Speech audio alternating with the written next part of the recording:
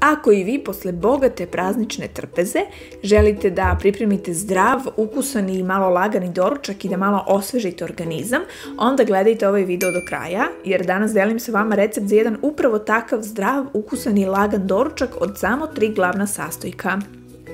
Za pripremu će vam biti potrebno oko 60 g čija semenki, odnosno 3 kašike, s tim da sam ja ovdje pripremala doručak za 2 osobe, tako da ćete od ove količine sigurno imati za 2 porcije, a možda i malo više.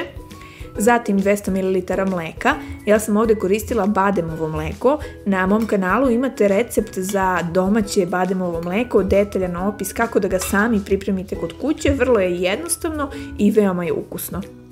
Dodala sam i šaku borovnica, vi možete dodati koje god voće volite i poklopite i ostavite u frižideru preko noći tako da ćete ujutro imati spreman doručak.